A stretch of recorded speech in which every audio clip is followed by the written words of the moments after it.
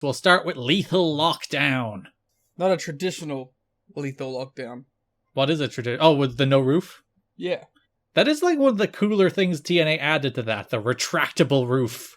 Yeah, and I like the weapons hanging from it. The Ambrose Asylum. Yes, that is what the inspiration was, the future match.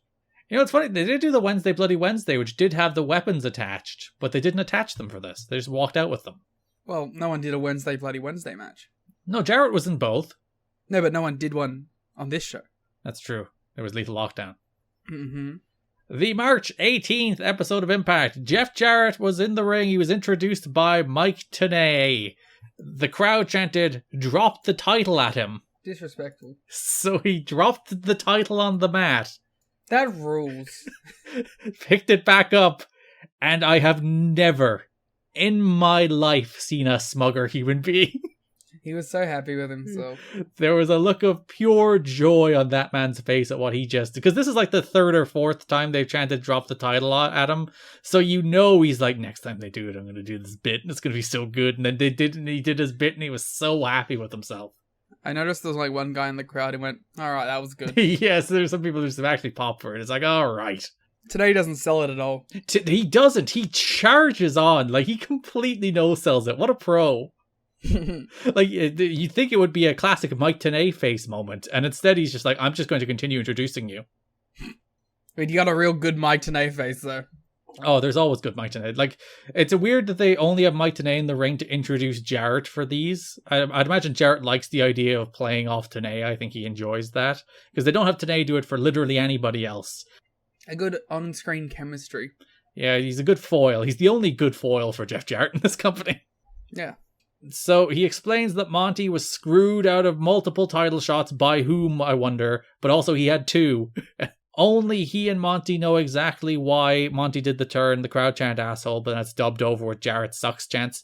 I went back and I checked the original version of the show just to make sure they did there too. I guess because this show does air at 4 p.m. Kids are straight home from school and just hearing asshole, asshole. Jarrett introduces a man who is his friend. A man he respects. The alpha male Monty Brown. Super Bowl athlete. Yeah, one of the best athletes in wrestling. Super Bowl even Mike Tenay later in the month is like, you fucking use that AA ball player line to death, and here you are. Yeah, I love that he's like, don't need to bring up old things, Mike. Monty shakes hands with Jarrett and they say they shook the world, which is what drew the sensational Mike Tenay face. Monty says he doesn't care if he makes babies cry, he doesn't care if he's not politically correct. He will pounce the world. But is the world planet Jarrett? Wee-woo. Foreshadowing. So I hate this. Yeah. Because I think it's fine from Jarrett's perspective. Well, yeah, it's great for him. Where, like, the dude who is his biggest threat is now his ally. And now he's full of shit about all the bad things he used to say about Monty. In, like, its own world, it's a nice little story. The problem is the implications for the company as a whole. But, like, my problem is from the perspective of Monty as a character. What's he doing here? He's promised a favor. Yeah. Which you have to assume is just going to be like a title shot. Oh, that did open the show, by the way. They aired footage from Destination X of the post-match celebration where they're very happy and Jarrett's very pleased. But then Monty does remind Jarrett that he owes him one. So, like, the only way this makes sense, the only way Monty doesn't look like the real big dumbest idiot in the world, is if he's actually playing Jarrett. Which I'm just going to assume is what's happening. Yeah, that's definitely what turns out to happen. And Monty Brown doesn't look like an idiot at all. Because otherwise, Jarrett is blatantly lying to his face. He's pretending all the bad things he said and did to Monty did not happen. And Monty's just like, yeah, cool, we're pals. So Monty just looks like an idiot. A little bit, yeah. I guess, like, again, if you had a different, like, ending, it could have worked out. Yeah, if you were building here to, it's like, it turns out that this was just Monty's way of getting another shot at Jarrett. I think it would be a bad way to do it because you would have ruined his, like, buy-in with the audience with the heel turn and turning on DDP. So I still don't think it's a great idea, because why would you not just want the crowd to cheer for Monty Brown? They want to. They clearly want to. So even doing, like, a fake heel turn to turn face again is a thing I wouldn't really do myself either. But at least, like, that would be an end game where Monty, it makes sense. Like, he lost 2 title matches. This is his way back to another title match. And, like, when he turns on Jarrett to turn face again, he'd probably get a decent reaction, and then he can beat Jarrett and win the belt. But that's not what they do. They just make him look stupid. I do like how Jarrett plays it. Yeah, because as I said, from Jarrett's perspective, it's great. Where he's just like, I've always said you're a great football player. Where it's like that stuff's really good because he's full of shit and everyone knows he's full of shit, and thumbs up. But Monty should know he's full of shit. That's my problem. Yeah, the Serengetis on planet Jarrett. DDP and Sean Waltman face Buck Quatermain and Lex Lovett in the main event with Kevin Nash on commentary. I mean, I have nothing to say about any of these matches. This match went like 9 minutes. Yeah, Buck and Lex are over, brother. This was their match coming off the back of the promises that Johnny Fairplay made them. So clearly, even though he's never seen again, he did get his boys a TV main event. Perhaps he's their agent and is working behind the scenes. So he's just pulling the strings. He doesn't need to be seen. He's a man who just wants to represent his clients and not be seen in public. That's a good agent. You know, I've always said that Johnny Fairplay is a guy who isn't after the spotlight. Yeah, he's very modest, he's very noble, he's very humble. He doesn't want... It's not about him, it's about Buck and Lex. Anyway, this is the first time DDP and Waltman have teamed, but they did wrestle on a 97 Nitro. I'm happy for them. My favorite part of this match, Bronco Buster on both guys, DDP hits the Diamond Cutter on Quatermain, and right after 3, Buck Quatermain kicks out. Gotta protect him. Buck Quatermain is trying to big league DDP in the Diamond Cutter. Well, I'm sorry, but Buck had a really strong month last month, okay? He's trying to keep that momentum rolling. He's like, I'll get my 9-minute TV main event against the Stars. I'm not going down. I'm making myself look credible. I hope DDP reamed him out backstage. He probably deserved it. If I were DDP, I would have been like, who the fuck do you think you are? Yeah. Well, he keeps getting spots all month, so... Clearly works out for him. So Nash gets on the mic, and you actually hear like a subdued bring back Hall chant. He calls out Dusty. He says on commentary during the match, it's like, oh, I have something I want to ask Dusty after this match. So he says, one of the cage matches at Lockdown, because at this point there is still only 2. He would like it to be Waltman, DDP, and Nash versus the Outlaw Jarrett and Monty in a 6-man tag team cage match. And Dusty says, let me think about it, Daddy. And then Nash is like, what? Yeah, it's like, this requires deep thought. He's like, I'll tell you next week. And Nash is like, next week? This is the match where Waltman got a concussion, by the way, and he was mad. Yeah, well, you know. If you can't keep up with Lex Lovett. Love it or leave it, baby. Oh, that's good wordplay. Well done. Thank you. So DDP comes to the ring on the March 25th episode of Impact and asks Dusty Rhodes for his answer. And then Dusty starts doing his promo, and DDP briefly interrupts Dusty, and Dusty's like, don't step on me with your mic, brother. They got real for a second there. There's a shot of DDP right after that, where he's like, again, I think he probably like chewed Dusty out. It's like, don't you emasculate me, I'm your top babyface. Yeah. Dusty is fucking people up. He's kind of off the rails, isn't he? He's mad with power. Because we talked a lot in like 2003 in particular about how Dusty was actually great on these shows. Yeah. And now he's not. You know, they always said, like, when he was doing Florida, that the thing about Dusty was that he could be a great wrestler or a great booker, but he could never be both at the same time. And it's like, he can be a great character, he can be a pretty decent booker, but both at the same time seems to be his Achilles heel. He just can't separate being on the show from putting the show together. And yeah, he's only a character here, as you said too. Like, he's a director of authority, but he shouldn't be shooting down DDP like that. Especially because DDP is like, give me what I want, and he's like, all right, I'm going to make the match. It's going to be a 6-man tag. Cool. He's not even doing good promos. Again, it would be another thing if Dusty was like midway through this fantastic promo. It's like, oh, he's really selling the 6-man tag. I'm so excited for it. But he's like, Daddy, if you will, we're going to have the match at Lockdown. And then DDP says something. It's like, brother, don't you say a word. Absolutely furious. DDP says Monty has made a bad decision. Jarrett and his goons attack Nash as backstage. So Candido and the Naturals, Jarrett, are attacking Nash, and then DDP goes to help. And they sold this like Nash was murdered. Yeah, he got like punched a few times by the Naturals. The Naturals! which is about the Naturals, which also is what they do with Chris Candido. To be fair, well, it's some terrible foreshadowing in that Chris Candido thing, huh? Yeah, it really is. Where it's like he's rolling around in a wheelchair for the month. Yeah, and that becomes kind of his shtick moving forward. April 1st, Impact. Mike Tenay sits down with Monty Brown, and like once again.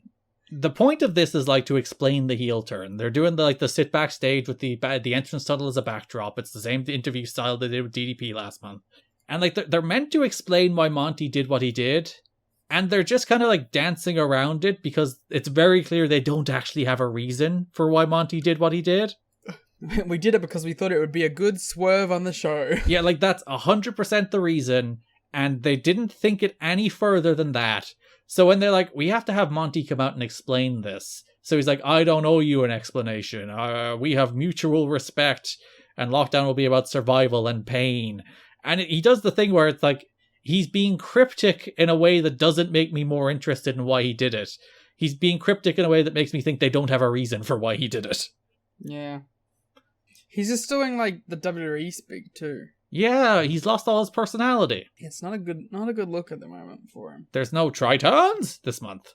If the whole time he was like doing his same shtick while he was like, Jeffrey, I love you. Doing his alien. We are best friends now. April 8th, Dusty comes out and he makes the big announcement that lockdown, the whole building will be locked down, and every single match will take place inside the 6 Sides of Steel. It'd be very funny if they put a big cage around the building. They did! If you look very closely, fair enough, it's always there. But if you look very closely, there is actually like a cage fence that goes across the top of the impact zone. And I noticed that, I can't remember when I noticed it, but I was like, they did lock down the impact zone! Wow! Wow! I was so happy. So yeah, everyone in the world hates this stipulation except you defend it. I like lockdown. See, there's people who are like, oh, you burn out cage matches. Whereas I'm on the side of, I don't think cage matches are important enough anymore to burn out. So I'm kind of cool with people just doing a bunch of cage matches. I don't think cage matches are that good, so I don't want to see a full pay-per-view of them. That's my take. That is a much more dramatic take that I think will get people angrier at you. Well, I'm sorry, alright? Garrett, can you put big making a speech music behind this? Sure. I am a child of the World Wrestling Entertainment. Okay? I was born in 1997. I didn't witness 80s with your Kerry Von Erichsen, your Ric Flairs in a cage. Okay? I didn't witness good cage matches. The cage match has no name value with me. It's just a cage. And half the time, the only thing I saw growing up was them throwing each other into the cage walls and over again. And trying to escape the cage. The cage has been ruined for me already. I don't want to see 9 cage matches. I don't want to see them on the same show. We don't need them. I don't mind 1 or 2. There's no need for 9. There's no need. Sorry for what Vince McMahon has done to you. And by extension, TNA prolonging your trauma. Oh, say, can you see? April 8th, Impact. Mike Tenay once again introduces Jeff Jarrett. I'm fucking sick. The crowd once again chant drop the title. She dropped it twice. Well, the funny thing is this time they muffled the chants because they chant shut the hell up at him, but they kind of muffle the audio, so you have to listen very, very closely to work out what they're saying because they keep interrupting his promos, and he's too stubborn to let's do them backstage where they can't interrupt me. He's like, no, I'm going out there and I'm doing my promo and we'll cut the crowd audio when they boo me too much. That's good. I like that. Tenay got in Jarrett's face about how Jarrett's going to get his at lockdown, and then Jarrett did his same old promo. Everybody's out to get me. I'm still here. This is my global warming, my world. It's my global warming? Yes, it's his global warming. He is causing the Earth to warm. Because of all the heat that he's generating in the impact zone. I was going to say because of all the hot air he spews, but we'll give him the heat. DDP jumps Jarrett. Outlaw tries to make the save, but DDP gets the better of him and bails. I like to imagine this bit right here. I like to imagine that's how they format the segments too. Just those are your bullet points? Yeah. Same old Jarrett promo, out to get him, still here, global warning, my world, crowd will chant, shut the hell up, DDP jumps Jarrett, Outlaw takes a nice save, but DDP gets the better of him and bails. And then they're right next to it. 12 minutes. and they cut and paste it from, and there's like a date that says like November 5th, 2003, and they've just been cut and pasting that in for 2 years. And it says Agent Jeff Jarrett. Yeah. I wouldn't be surprised if he's producing his own segments. Oh, he 100% is. The main event of the April 15th show was The Outlaw and the Alpha Male Monty Brown versus DDP and Sean Waltman. I mean, this was a little weird one, right? It was nice to have stars in a main event. But like they kind of just, they fucked around for a little bit and then everything went crazy. Yeah, it was the classic, like, because they gave it the special 15-minute time limit, even though when the match started there was 6 minutes left in the show.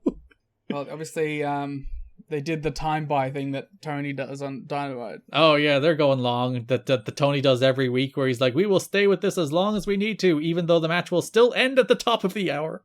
Yeah, but sometimes it doesn't. Like once it didn't. It's like 3 times. I think it's twice tops. Yeah, fuck you. They say it every week though. It's like, "Oh, we will stay with this as long as we need to. Tony has talked to TBS, and we're gonna stay here." Oh no, the match is still over by 10. Every single Wednesday, TBS gets a call at like 3 minutes from the top, and they're like, "Yes, Tony, you can have the extra 5 if you need it." Yeah, you can go 15 seconds over time. You're fine. He has to call them every time. We're only cutting into Power Slap. We don't care. Fuck Power Slap. Damn right. Fuck Dana White too. Jarrett was out on commentary. That's where TNA was shouting at him. Nash tried to get in, but there was an angle earlier in the show where attorney Daggett walked up with a battered and bruised Chris Candido in a wheelchair. Ooh. So, Chris Candido to me is the Naturals guy in the wheelchair. Mm-hmm. So when I saw this, I was like, oh, that's how he gets it. Little did I know. At the end of the last show, Nash showed up to beat up Candido and the Naturals. And now Candido's in a wheelchair being like, "Look what he did to me. Look what Kevin Nash has afflicted on poor innocent Chris Candido." Chris Candido is also a pretty great goober for Jarrett. Yeah, goofs. Wrestling always needs more goofs. Yeah. Wrestling is like a natural goof form of entertainment. That's because there ain't nothing but goofs in the business, baby. Owned.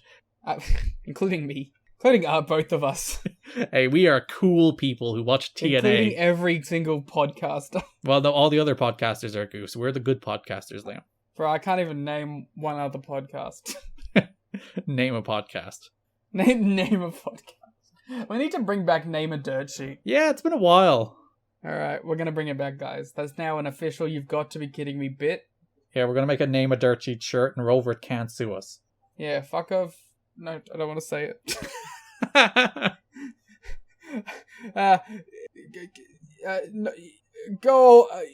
Fuck. Yeah, Robert, and fuck you, Frey. Daggett says security will eject Kevin Nash. You were laughing so hard then that you had to mute your mic. And arrest him if he shows up. And then my favorite part of this segment, Candido had a towel in his hand, and he just kind of sadly threw it at Mike Tenay and Don West.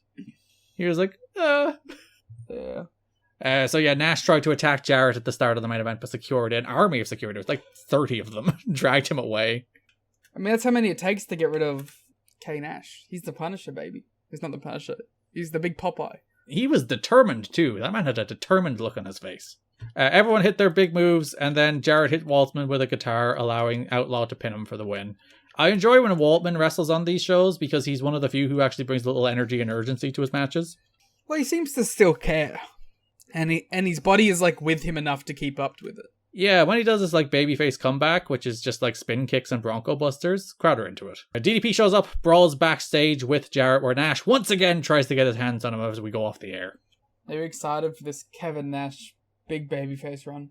Well, he is injured and doesn't wrestle. We need some sort of production crew, right? To follow him around as he is progressing to go back to the ring. Yeah. Listen, I know he may get hounded with that, may consider them paparazzi. I actually didn't know where you were going there until you said the word paparazzi. See, it was subtle, that's why. It's like, what's Liam doing with this? Oh, that's what Liam's doing with this bit. Yeah. There was barely any build to this match in the go-home show. They did a video package. So that brings us to Lockdown. Lockdown! On April 25th from the Universal Studios in Orlando, Florida, in which Team Nash, featuring not Kevin Nash, Sean Waltman and DDP, faced Team Jarrett, Jeff Jarrett, Monty Brown, and the Outlaw in a lethal lockdown match, which is War Games rules for anybody who doesn't know. 2 men start for a 5-minute interval, then people enter in 2-minute intervals until everybody is in, and the pin or submission can only happen after everybody is in, and everybody can bring a weapon with them, because it's TNA. This was stinky. You hated this more than I did. I thought it was fine. I thought they just hit each other with things and then did moves, and it was alright. Oh, it was dull. So it is worth noting Kevin Nash had a staph infection and couldn't show up. He did appear on the pay-per-view. Yeah, they had to prove it to us. I do think there is a little bit of like, no one will believe Kev actually got hurt. I think there's a little of Kev who was like, no one will believe I actually got hurt. And he's like, and they shouldn't either. I get it. Yeah, unless they show literally a zoomed in close up of my staph infection live on pay-per-view, then people will believe I can't wrestle. So he did show up to the show and he didn't ask to get paid, which is very un-Kevin Nash-like. He's a team player. He even offered to be taken out, but they didn't do that. They also did some classic pro wrestling shenanigans, where obviously they knew in the days before that he wouldn't make the pay-per-view, and they put out a statement on the website saying he wouldn't be there, then pulled that statement and put out a statement saying, oh, we don't know whether he'll be there, you'll have to find out. And then even on the pre-show, they were like, you'll have to tune into the pay-per-view to find out whether or not Kevin Nash will actually be wrestling on the pay-per-view. And it wasn't until that opening segment of the pay-per-view where they showed Nash with his nasty-looking staph infection, they're like, oh no, he's not in the pay-per-view match. This is just an awful PW Torch article that makes me feel gross. Why? Just because it's so descriptive. Of all the things going on with his leg? Yeah. His final concern that was with a pink raw wound on his leg. And with every match taking place in the cage, there will be a lot of bleeding. Yeah. They don't want to expose his infection to other wrestlers' blood, especially since TNA doesn't test its wrestlers for HIV. You say that as if they didn't show the injury on the show. I know, but it's like I'm reading the sentence and it's putting the image back in my head. Is it worse to read than to see? It's reminding me. Yeah, so Nash will be done for a while now because he's off shooting movies again. And also because he, as mentioned in that PW Torch interview, does not give a fuck. Yeah. So his replacement in this match, Liam was very pleased to learn, was BG James. Oh, the whiplash. Jarrett and Waltman spent most of the opening 5-minute period brawling on the floor because Lord fucking knows what else would Jeff Jarrett do in a cage match than brawl on the floor. I do admire his dedication to brawling around the arena. Do you think Sean Waltman came up to him with a list of ideas, being like, we could do this? Oh, what if we did this? And Jarrett's like, good ideas, pal. But what if we brawled in the arena? I think Jarrett went, ah ha ha ha. And then... And Waltman's like, what are you doing? They hit him with a guitar. Waltman is just so confused as Jarrett wanders around making noises. He's like, it's like the laugh from my entrance. Do you get it? He's like, why did you hit me with a guitar 4 times? Because that's what I do. The Outlaw was out next, then DDP, then Monty, then Nash's replacement, who was BG, who wasn't revealed until he came out the tunnel. BG ran wild, attacking referees and cameramen. Then he had a stare-off with the Outlaw. They went face-to-face. They went nose-to-nose. Would the New Age Outlaws explode? But then Waltman hit the Outlaw with an X-Factor to stop them from doing anything. Pretty, like, weird, crazy one, too.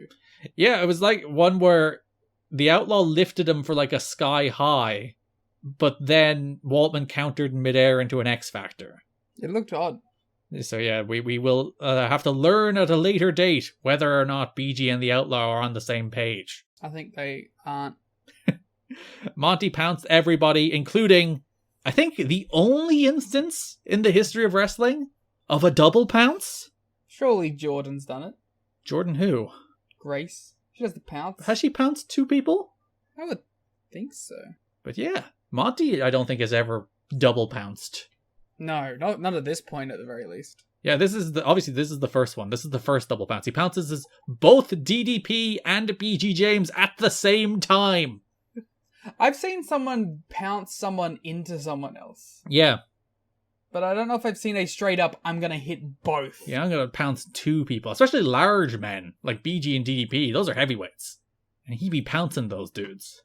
Anyway, Waltman tried to go for a victory roll, fell over, and went for a victory roll a couple seconds later to pin Monty to win. Monty attacked after the bell, but DDP and BG ran him off. Couldn't pin the Joutlaw.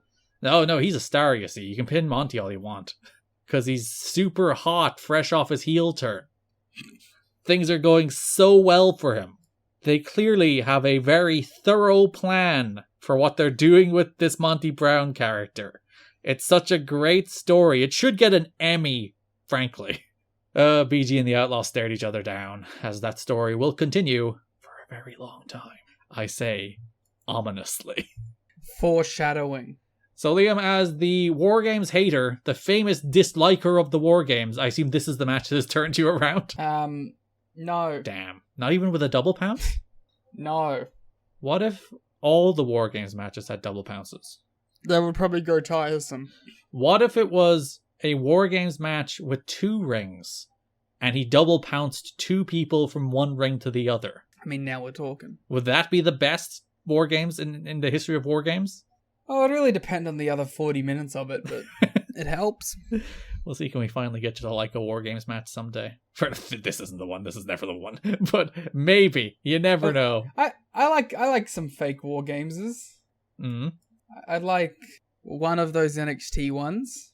Before they realized they did all of the same spots in all of the matches? Yeah, I like the Blood and Guts one where they all almost died. Was that the first or the second? Second? The one where Matt Menard hung upside down? Yeah. Was it Angelo Parker? I don't remember. It was Angelo Parker. Ah, damn it. All 2.0s are the same to me. But, yeah, I like that. Mm. I'm really trying to think of it if there's another one I like. But so far in TNA War Games, we're 0 for 2. Yeah, for sure. I think you gave the first one like 3 stars, so you at least liked it well enough, as opposed to this one, which you did hate. Yeah, I'm looking for one that I'm into, you know though? Mm. I'm looking for one to convert me. Yeah. Well, maybe we'll get there.